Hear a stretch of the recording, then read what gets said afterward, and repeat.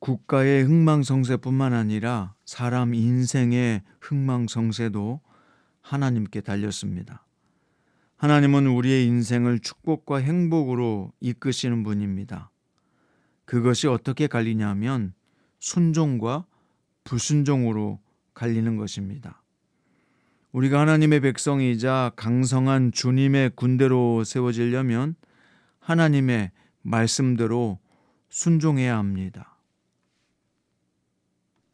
오늘 본문은 민수기 1장 20절부터 46절입니다. 그 중에서 20절부터 27절까지 읽겠습니다. 이스라엘의 장자 루벤의 아들들에게서 난 자를 그들의 종족과 조상의 가문에 따라 20세 이상으로 싸움에 나갈 만한 각 사람을 그 명수대로 다 계수하니 루벤 지파에서 계수된 자는 46,500명이었더라. 시므온의 아들들에게서 난 자를 그들의 종족과 조상의 가문에 따라 20세 이상으로 싸움에 나갈 만한 각 사람을 그 명수대로 다 계수하니 시므온 지파에서 계수된 자는 59,300명이었더라. 가세 아들들에게서 난 자를 그들의 종족과 조상의 가문에 따라 20세 이상으로 싸움에 나갈 만한 자를 그 명수대로 다 계수하니 갓 지파에서 계수된 자는 45,065명이었더라.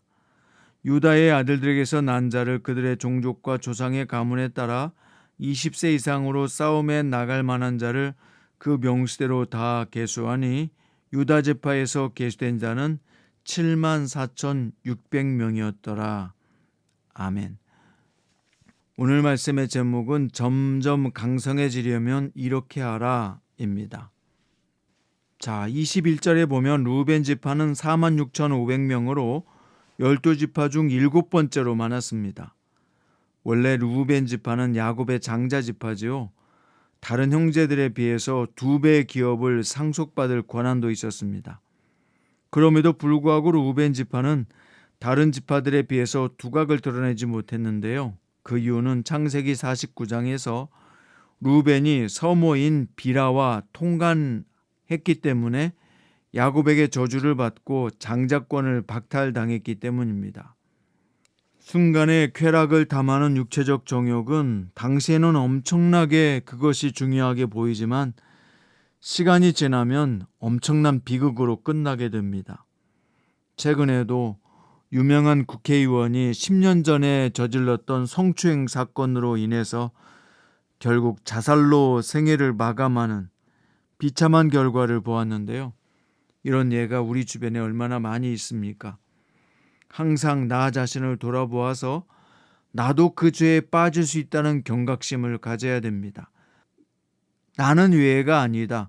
나는 상관이 없다라고 생각하시면 안 돼요. 사랑하는 여러분, 우리도 얼마든지 죄 지을 수 있고 그 죄성이 내 안에 충만하다는 것을 기억하십시오. 그래서 우리는 늘 조심하며 주님의 말씀 앞에 깨어 있어야 합니다. 그렇지 아니하면 우리도 미끄러질 수 있고 엄청난 비극의 주인공이 될 수 있다는 사실을 항상 인지하고 오늘 또 기억하십시오. 자, 27절에 보면 유다 지파는 74,600명으로서 다른 지파에 비해서 월등히 많은 인원을 보유했습니다. 유다 지파는 가나안 정복 때에도 보면 다른 지파보다도 더 많은 땅을 차지했는데요. 또 자신의 기업 내에 있었던 이방 족속들을 완전히 몰아내어서 신앙적 순수성을 지키기도 했습니다. 예수 그리스도께서 이 유다 지파의 후손으로 인간의 몸을 입고 이 땅에 오신 것이 우연이 아닌 것입니다.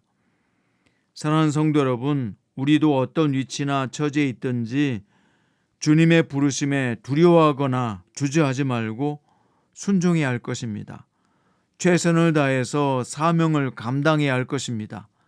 그리하면 여러분과 저가 반드시 유다 지파의 축복을 받을 것인 줄을 믿습니다. 자, 32절과 34절에 보면 요셉의 두 아들인 에브라임과 므낫세 지파 이야기가 나오는데요. 다른 지파들과 같은 반열에 올라 있었습니다. 레위 지파가 하나님의 소유가 됨으로써 생긴 빈자리를 요셉의 두 아들 지파가 채우게 된 것입니다. 어떻게 해서 이렇게 됐을까요? 루벤 지파가 박탈당한 장자권이 요셉에게 부어졌기 때문입니다. 이것이 하나님이 정하신 질서였습니다. 인간적인 조건에서 보면 루벤 지파 입장에서는 굉장히 억울할 수도 있습니다. 하지만 하나님의 정하신 질서가 있습니다. 그 영적 질서에 순복할 줄 알아야 합니다. 자, 39절에 보면 단지파는 62,700명으로 이스라엘 12지파 중 유다 지파 다음으로 규모가 컸습니다. 그런데 단지파는 어떻게 됩니까? 나중에 우상을 섬기는 지파로서 앞장서게 됩니다. 그래서 여로보암이 나중에 단과 베델에 우상을 세우게 되는데 그것 때문에 북이스라엘 전체가 타락하게 되지요. 나중에 단지파는 어떻게 됩니까? 12지파의 반열에서 사라지게 됩니다. 우리가 여기서 알 수 있는 것은 무엇일까요? 신앙의 실패자가 결국에는 인생의 실패자가 된다. 이것을 기억하십시오. 성도는 신앙에 실패하면 인생에 실패가 올 수밖에 없습니다. 인생의 실패는 가정의 실패가 될 것이고 모든 사람에게 상처를 주고 끝내는 비참한 인생이 될 수밖에 없다는 것입니다. 사랑하는 성도 여러분, 무릇 지킬 만한 것보다 우리 마음을 지킵시다. 내 신앙을 지킵시다. 이것이 절대적으로 중요한 것이고 우선적인 것을 잊지 마십시오. 자, 이제 이스라엘 전체 인구를 세어보니까 60만 3,550명이었습니다. 야곱이 애굽으로 내려갈 때가 70명이었던 것을 감안한다면 400년 만에 이렇게 인구가 증가한 것은 참으로 기적과 같습니다. 당시는 유아 사망률도 높았고 아이를 출생하다가 죽는 여인들도 많았던 것을 생각해 본다면 이것은 실로 놀라운 기적이 아닐 수가 없는 것입니다. 어떻게 해서 이런 결과가 생겼습니까? 그것은 바로 아브라함이 하나님의 말씀에 순종했기 때문입니다. 하나님께서 아브라함에게 순종하면 내 자손이 저 하늘의 별과 같이 바다의 모래알처럼 많아질 것이라고 말씀했는데 이제 그 말씀이 성취됐다는 것을 민수기의 숫자를 통해서 확실하게 다시 보여주고 있는 것입니다. 이스라엘 백성들이 애굽에서 고난과 시련을 겪는 와중에서도 하나님의 일하심은 멈추지 않았습니다. 우리도 고난과 역경 가운데 있다고 할지라도 하나님은 언제나 나와 함께 하시며 내가 어떤 상황에서든지 힘들고 어려워도 그래도 주님의 말씀에 순종하면 우리는 점점 강성해질 수밖에 없다는 것입니다. 이것은 단지 숫자적인 것만을 이야기하는 것은 아닙니다. 요즘 이단들이 숫자가 점점 불어나고 있잖아요. 진정 중요한 것은 무엇일까요? 오늘 본문에 보면 싸움에 나갈 만한 자를 계수했다는 것을 보게 됩니다. 이것은 영적 전쟁에 참여할 수 있는 자를 의미하는 것입니다. 사랑하는 여러분, 지금 나에게 있는 재정적인 숫자나 물질의 숫자나 분량에 너무 매이지 마십시오.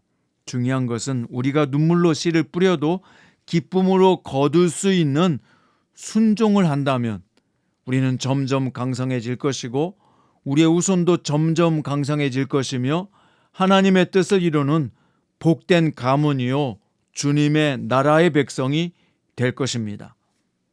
지금 뭔가가 적다고 불평할 필요도 없고 지금 내가 소외되고 작다고 불만을 가질 필요도 없습니다. 아브라함도 한 사람으로부터 시작했습니다. 사랑하는 여러분, 오늘 또 하나님의 말씀에 순종합시다. 눈물로 씨를 뿌립시다. 그것은 바로 순종을 말하는 것입니다. 눈물로 씨를 뿌리면 기쁨으로 거두는 날이 올 것입니다. 오늘 또 세상의 유혹이나 정욕의 유혹에 빠지지 말고 하나님의 말씀의 길을 선택한다면 여러분과 저가 바로 유다 지파가 될 것입니다. 유다 지파에 오신 예수님의 반열을 쫓으며 그 모든 복을 받는 참된 지파로서 승리하게 될 것입니다. 앞으로 미래에 주어질 영광과 귀한 하나님의 진리와 축복과 약속과 상급을 바라보면서 오늘도 기꺼이 눈물로 씨를 뿌리며 주님 앞에 순종하며 나아가는 복된 성도들 되시기를 바랍니다. 오늘 이 말씀을 듣는 모든 성도들에게 강성함의 축복이 함께하기를 주 예수님의 이름으로 축원드립니다.